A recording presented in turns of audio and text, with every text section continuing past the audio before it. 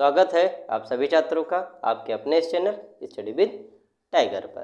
तो जैसा कि आप सभी छात्रों को पता है कि हम अपने हर सेशन में जीके जीएस से संबंधित महत्वपूर्ण प्रश्नों की श्रृंखला लेकर आपके पास उपस्थित होते हैं। तो इसी क्रम में आज हम जीके जीएस से संबंधित 5 प्रश्नों की महत्वपूर्ण श्रृंखला लेकर आपके सामने उपस्थित हुए हैं। तो आइए देखते हैं उन 5 प्रश्नों की श्रृंखला क्या है, कौन से ऐसे प्रश्न हैं जो आपके लिए अति महत्वपूर्ण है। तो इसी क्रम में देखते हैं प्रश्न संख्या 1। जब हम प्रश्न संख्या 1 में आते हैं तो देखते हैं कि हमारा जो क्वेश्चन है कि पहला जो क्वेश्चन है वो ये है, सिंधु घाटी की सभ्यता में निम्न में से किस स्थल से, यहाँ स्थल की बात हो रही है, किस स्थल से विकसित कुओं के अवशेष मिले हैं। पहला विकल्प आपका ए है हड़प्पा से, विकल्प बी है आपका लोथल से, विकल्प सी है आपका कालीबंगा से और विकल्प डी है आपका मोहनजोदाड़ो से। तो सबसे पहले एक बार आप प्रश्न को और देख लें।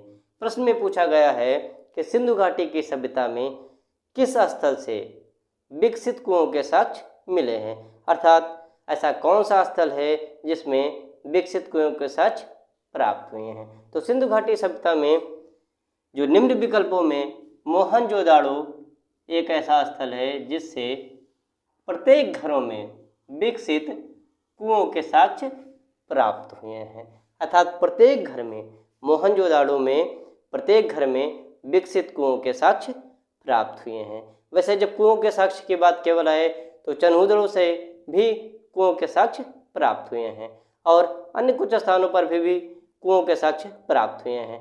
लेकिन अगर प्रत्येक घर में कुएं मिले हैं, विकसित अवस्था में कुएं मिले हैं, तो सिंधु घाटी में मोहनजोदाड़ो एक ऐसा स्थान है जहां से हमें प्रत्येक घर में विकसित कुओं के साक्ष्य प्राप्त हुए हैं। अगला जो प्रश्न है वो आपका है प्रश्न संख्या 2। इसका जो प्रश्न है वो ये है कि किसने कहा था डोडो की भांति साम्राज्यवाद दिवंगत हो जाएगा। ठीक, विकल्प आपका जो है ए रैमजे मैकडोनाल्ड, विकल्प बी आपका लॉर्ड बेवेल, विकल्प सी आपका विंस्टन चर्चिल, विकल्प डी आपका क्लेमेंट एटली। ये स्टेटमेंट वाला क्वेश्चन है और इसमें पूछा गया है कि यह कथन किसका है कि डोडो की भांति साम्राज्यवाद दिवंगत हो जाएगा। तो सबसे पहले हम जान लेते हैं कि डोडो क्या है। तो डोडो यूरोप और अफ्रीका में पाए जाने वाला एक पक्षी है। पर्यावरणीय असंतुलन की वजह से उस पक्षी का जो भोजन था वो एक वृक्ष का फल था। वो वृक्ष पर्यावरणीय असंतुलन की वजह से समाप्त होता जा रहा है, इस वजह से उस पक्षी का भोजन खत्म होता चला जा रहा है और वह पक्षी जो डोडो है वह विलुप्त पाए की श्रेणी में अब रखा जाने लगा है। तो इसी तरीके से कहा था क्लेमेंट इटली ने कि साम्राज्यवाद भी डोडो की ही भांति दिवंगत हो जाएगा, अर्थात जो साम्राज्यवाद की भावना है, अर्थात जब भी कोई देश किसी दूसरे देश पर अपने व्यक्तिगत स्वार्थ के लिए उस देश को गुलाम बनाता है तो उसे हम कहते हैं साम्राज्यवाद, या अपने देश की सीमा का विस्तार वो अन्य देश की सीमाओं तक भी करे तो भी उसे हम साम्राज्यवाद की श्रेणी में रखते हैं। तो क्लेमेंट इटली ने कहा था कि जिस तरीके से डोडो पक्षी समाप्त हो रहा है उसी तरीके से अब साम्राज्यवाद की भावना भी समाप्त हो जाएगी, साम्राज्यवाद जैसा कोई कॉन्सेप्ट अब नहीं रहेगा। 21वीं सदी आते आते साम्राज्यवाद अब करीब करीब खत्म हो चुका है। तो ये कथन जो आपका था कि डोडो की भांति साम्राज्यवाद दिवंगत हो चुका है, ये कथन जो दिया था वो क्लेमेंट इटली ने दिया था। तो आइए जान लेते हैं थोड़ा बहुत क्लेमेंट इटली के बारे में। तो जब भारत आज़ाद हो रहा था 47 की बात है, उस समय क्लेमेंट इटली ब्रिटेन के प्रधानमंत्री थे। इन्होंने 20 फरवरी 1947 को 20 फरवरी 1947 को यह घोषणा की थी कि जून 1948 तक भारत को स्वतंत्र घोषित कर दिया जाएगा और भारतीय हाथों में स्वतंत्रता की जो सत्ता है वो हस्तांतरित कर दी जाएगी। अर्थात क्लेमेंट एटली ब्रिटिश के प्रधानमंत्री थे और उन्होंने 20 फरवरी 1947 को यह घोषणा की थी कि भारत को जून 1948 तक आज़ाद कर दिया जाएगा। ठीक, अगला जो प्रश्न है कि भारत की 10वीं पंचवर्षीय योजना में औद्योगिक उत्पादन की औसत वार्षिक समृद्धि का लक्ष्य था। विकल्प आपका ये है 7%, विकल्प बी आपका है 6%, विकल्प सी है आपका 8% और विकल्प डी है आपका 9%। तो जब पूछा जा रहा है कि औद्योगिक उत्पादन जो 10वीं पंचवर्षीय योजना थी उसमें औद्योगिक उत्पादन का औसत वार्षिक जो समृद्धि का लक्ष्य था वह क्या था, तो सबसे पहले जानते हैं कि अर्थव्यवस्था के विकास के लिए जो महत्वपूर्ण सेक्टर हैं वो 3 हैं। पहला कृषि, दूसरा उद्योग,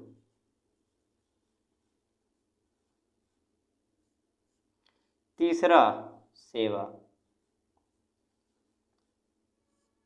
ये 3 ऐसे महत्वपूर्ण क्षेत्र हैं जिससे किसी भी देश की अर्थव्यवस्था के विकास के बारे में पता चलता है। तो कृषि जो सेक्टर है वो आपका प्राइमरी सेक्टर में आता है, ठीक, उद्योग जो आपका है वो सेकेंडरी सेक्टर में आता है और सेवा जो है वह आपका टर्सरी सेक्टर में आता है। तो अब आपसे क्वेश्चन पूछा गया है कि औद्योगिक उत्पादन की औसत वार्षिक समृद्धि का लक्ष्य क्या था, अर्थात सेकंड के बारे में पूछा गया है, सेकेंडरी सेक्टर के बारे में पूछा गया है, उद्योगों के बारे में। तो इसका जो औसत समृद्धि लक्ष्य था वो 8 पॉइंट समथिंग था, इसलिए उसको हम 9% कंसीडर करते हैं। ठीक है, क्या करते हैं, 9% कंसीडर करते हैं, क्योंकि 8.766 के समथिंग था, इसलिए हम उसको 9% में कंसीडर करते हैं। ठीक है, अब हम जान लेते हैं कि जो 10वीं पंचवर्षीय योजना थी वो कब से कब तक चली। तो 10वीं पंचवर्षीय योजना का जो कार्यकाल था, 10वीं पंचवर्षीय योजना का जो आपका कार्यकाल था, 10वीं पंचवर्षीय योजना का जो कार्यकाल था वो क्या था, 2002 से 2007 तक। ठीक है, 2002 से 2007 तक 10वीं पंचवर्षीय योजना का कार्यकाल माना जाता है। 10वीं पंचवर्षीय योजना में जो एक लक्ष्य रखा गया था वो ये रखा गया था कि गरीबी को कम करेंगे, बेरोजगारी को कम करेंगे और आने वाले 10 वर्षों में हम व्यक्ति की जो आय है उसे हम दुगनी करेंगे। ठीक है, अगला जो प्रश्न है प्रश्न संख्या 4, उसमें पूछा गया है कि पारिस्थितिकीय तंत्र में एक टिकाऊ जैव समूह कहलाता है। विकल्प ये है सिरल, विकल्प बी है इकोटोन, विकल्प सी है सक्सेशन, विकल्प डी है क्लाइमेक्स। ठीक है, तो सबसे पहले हम जान लेते हैं कि पारिस्थितिकी तंत्र क्या है। तो पारिस्थितिकी तंत्र होता है कि पूरे पृथ्वी पे वायुमंडल समेत जैव और अजैव दोनों मिलकर आपस में अंतःक्रिया करते हैं, एक दूसरे से संबंध रखते हुए अपना विकास करते हैं, उस समूचे तंत्र को हम पारिस्थितिकी तंत्र कहते हैं। ठीक है, अब पारिस्थितिकी जो तंत्र है उसमें टिकाऊ जैव समूह को हम क्या नाम देंगे, तो इसमें टिकाऊ समूह जो होता है उसे हम क्लाइमेक्स नाम देते हैं। क्या नाम देते हैं, क्लाइमेक्स। ठीक है, तो अब हम जान लेते हैं कि टिकाऊ जैव समूह क्या होता है। तो टिकाऊ जैव समूह यह होता है कि जिस भी परिस्थिति में या जिस भी वातावरण में कोई जीव रहता है उस वातावरण में परिवर्तन के बावजूद भी वह जीव उस वातावरण में अपने आप को सरवाइव कर लेता है, उस एनवायरनमेंट में अपने आप को एडजस्ट करा लेता जाता है और साथ ही साथ वो उस एनवायरनमेंट में अपने विकास की सबसे चरमोत्कर्ष अवस्था तक पहुंच जाता हो, उसको हम टिकाऊ जैव समूह कहते हैं। उसी को इंग्लिश में हम क्लाइमेक्स के नाम से जानते हैं। ठीक, अर्थात चरमोत्कर्ष अवस्था, किसी भी जीव के उस वातावरण में विकास की सर्वोत्तम जो अवस्था होती है उसे ही हम क्लाइमेक्स कहते हैं और उसी सर्वोत्तम अवस्था को हम टिकाऊ अवस्था इसलिए कह सकते हैं क्योंकि उस अवस्था में वह जीव सरवाइव कर लेता है। ठीक है, अगला जो क्वेश्चन है वो है प्रश्न संख्या 5 और यह आपका अंतिम क्वेश्चन है। इसमें पूछा गया है कि निम्न में से किसका उपयोग ठीक है, जीवाश्मों की आयु निर्धारित करने के लिए होता है। विकल्प ए है फास्फोरस 31 का, विकल्प बी है रेडियम का, विकल्प सी है ट्राइटियम का और विकल्प डी है कार्बन 14 का। तो फॉसिल्स मतलब जो जीवाश्म होते हैं उनकी आयु का निर्धारण हम कैसे करते हैं? तो उनकी आयु का निर्धारण करने के लिए हम कार्बन 14 पद्धति का प्रयोग करते हैं। किसका प्रयोग करते हैं? कार्बन 14 पद्धति का। तो आइए जानते हैं कि कार्बन 14 पद्धति का उपयोग हम फॉसिल्स की एज निकालने के लिए कैसे करते हैं। तो हम देखते हैं किसी भी वातावरण में अगर वो जीव जब तक जीवित रहता है तब तक वो क्या करता है कि कार्बन का अवशोषण करता रहता है, ठीक है, अर्थात वो अपने अंदर कार्बन संचित करता रहता है। लेकिन जब वो जीव मृत घोषित हो जाता है, मृतप्राय हो जाता है, तो जो कार्बन का अवशोषण है, एब्सॉर्प्शन ऑफ कार्बन, वो बंद हो जाता है। अर्थात मृत होने के बाद जीव कार्बन का अवशोषण बंद कर देता है, अर्थात अवशोषण नहीं कर पाता है। तो उसके पूरे जीवन काल में उसने जितने कार्बन का अवशोषण किया है वह उसके पूरे शरीर में संचित रहती है। ठीक मरने के बाद जब कार्बन का अवशोषण समाप्त हो जाता है तो उसमें से कुछ कार्बन परमाणु के विभिन्न अणुओं में टूट करके जो है किसी भी पदार्थ में परिवर्तित होते रहते हैं। शेष जो उसकी बची हुई मात्रा होती है उसको पता करके उस फॉसिल्स की एज पता की जाती है, अर्थात जितने प्रतिशत कार्बन उसमें बचे होते हैं उसके आधार पर यह अनुमान लगा लिया जाता है कि इस फॉसिल्स की एज क्या रही होगी। ठीक है, तो ये जो 5 क्वेश्चन है वो हमने आपको करा दिए हैं। अब आइए इसको अच्छे से रिवीजन करते हैं। ठीक है, तो पहला क्वेश्चन है कि सिंधु घाटी की सभ्यता में निम्न में से किस स्थल से विकसित कुओं के अवशेष मिले हैं? तो सिंधु घाटी में मोहनजोदाड़ो एक ऐसा स्थान है जिसमें प्रत्येक घरों में कुएं मिले हैं और वे जो कुएं थे वो विकसित अवस्था में थे। ठीक है, अगर मोहनजोदाड़ो ना हो तब विकल्प बी में अगर चनहुदड़ो है जो कि तो आप लगा सकते हैं। ठीक है, दूसरा है कि किसने कहा था कि डोडो की भांति साम्राज्यवाद दिवंगत हो चुका है? तो क्लेमेंट इटली थे, इन्होंने कहा था कि डोडो की भांति साम्राज्यवाद दिवंगत हो चुका है। ये उस समय जो क्लेमेंट इटली थे वो ब्रिटेन के प्रधानमंत्री थे और इन्होंने 20 फरवरी 1947 को यह घोषणा की थी कि जून 1948 में भारत को आज़ाद कर दिया जाएगा। ठीक है, अगला है कि भारत की 10वीं पंचवर्षीय योजना में औद्योगिक उत्पादन की औसत जो वार्षिक समृद्धि का लक्ष्य क्या था? तो भारत की 10वीं पंचवर्षीय योजना में औद्योगिक उत्पादन की वार्षिक औसत समृद्धि जो लक्ष्य था वो 8.76 के समथिंग राउंड में था, तो उसको हम 9% कंसीडर करते हैं, अर्थात औद्योगिक उत्पादन की समृद्धि का जो औसत लक्ष्य था वह 9% था। ठीक, अब अगर कोई पूछे आपसे कि 10वीं पंचवर्षीय योजना का कार्यकाल क्या रहा है, तो 10वीं पंचवर्षीय योजना का जो कार्यकाल था वो आपका 2002 से 2007 था। ठीक है, अगर अब आपसे इसको कोई पूछे कि 10वीं पंचवर्षीय योजना में मुख्य लक्ष्य क्या था, तो गरीबी कम करना, बेरोजगारी कम करना, साथ ही साथ आए हुए 10 वर्षों में जो 10 वर्ष आपके अपकमिंग ईयर्स हैं, आने वाले 10 वर्ष हैं, उसमें प्रति व्यक्ति की आय को दुगना करने का लक्ष्य था। ठीक है, अब हम एक चीज़ और जान लेते हैं कि अर्थव्यवस्था के किसी भी अर्थव्यवस्था के विकास की माप जो होती है वो सेक्टर्स से की जाती है। तो प्रमुखतया जो सेक्टर्स हैं वो 3 हैं। कौन कौन से? Primary sector, secondary sector and tertiary sector. Primary sector में आपका एग्रीकल्चर आता है, सेकेंडरी सेक्टर में आपका इंडस्ट्रियल एरिया आते हैं या इंडस्ट्री आती है, और जो टर्सरी सेक्टर होता है उसमें आपका सर्विस सेक्टर आता है। ठीक, ये जो क्वेश्चन आपका था वो सेकेंडरी सेक्टर पे डिपेंड था, अर्थात सेकेंडरी सेक्शन से पूछा गया था, जो कि औद्योगिक उत्पादन का कार्य क्षेत्र रहा है, उसमें 9% की औसत समृद्धि दर थी।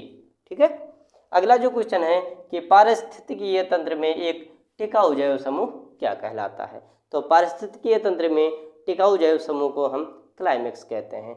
हिंदी में क्लाइमेक्स को कहते हैं चरमोत्कर्ष अवस्था, अर्थात ऐसी अवस्था जिसमें वह जीव जो उस वातावरण में पल रहा है वो अपने विकास की उत्तम अवस्था को प्राप्त कर ले, उसे ही हम क्लाइमेक्स कहते हैं, और उसी व्यवस्था को हम टिकाऊ व्यवस्था के नाम से जानते हैं। ठीक है, अगला प्रश्न है कि निम्न में से किसका प्रयोग जीवाश्मों की आयु निर्धारित करने के लिए होता है? तो हम फॉसिल्स की या जीवाश्मों की आयु निकालने के लिए कार्बन 14 जैसी पद्धति का प्रयोग करते हैं। ये कार्बन 14 जैसी पद्धति का प्रयोग इसलिए करते हैं कि जब भी कोई जीव वातावरण में जितने दिन तक जीवित रहता है तो वो क्या करता है कि कार्बन का अवशोषण करता रहता है। ठीक है, मरने के बाद कार्बन का अवशोषण करना बंद कर देता है। उसके पूरे जीवन काल में जितना उसने कार्बन अवशोषित किया है वो उसमें पदार्थ के रूप में संचित रहता है। ठीक, फिर मरने के बाद क्या होता है कि कुछ जो कार्बन होते हैं वे परमाणुओं के अन्य अणुओं में टूट टूट कर वो किसी पदार्थ में बदल जाते हैं। शेष जितनी भी कार्बन की मात्रा बची रहती है उसी से फॉसिल्स की एज को निकाला जाता है कि कितने % कार्बन आपकी बची हुई है उतनी ही एज उसकी मानी जाती है। ठीक है, तो इन 5 महत्वपूर्ण प्रश्नों की श्रृंखला अब यहीं समाप्त होती है। इसी के साथ हम अपना लेक्चर यहीं जीके जीएस से संबंधित श्रृंखला का ख़त्म करते हैं। अगर आप हमारे चैनल पर नए आए हैं तो हमारे चैनल पर को लाइक करें, शेयर करें एवं सब्सक्राइब करें। अगर आपको लगता है कि हमारा लेक्चर आपके लिए महत्वपूर्ण है, आपके लिए उपयोगी है, तो आप हमारे चैनल को दोस्तों के साथ शेयर भी कर सकते हैं। अगर आपको लगता है कि हमारे चैनल से संबंधित कोई सुझाव जो आपके लिए उत्तम हो, आप उस सुझाव को कमेंट बॉक्स में लिख सकते हैं। तो इसी के साथ आज का जो हमारा जीके जीएस का सेक्शन है वो यहीं समाप्त होता है। हम आपसे मिलते हैं अगले सेशन में जीके जीएस के महत्वपूर्ण प्रश्नों की श्रृंखलाओं के साथ। तो इसी के साथ हमारा ये लेक्चर अब समाप्त होता है। अच्छे से पढ़िए, मेहनत करिए। हम मिलते हैं अपने अगले सेशन में। जय हिंद, जय भारत।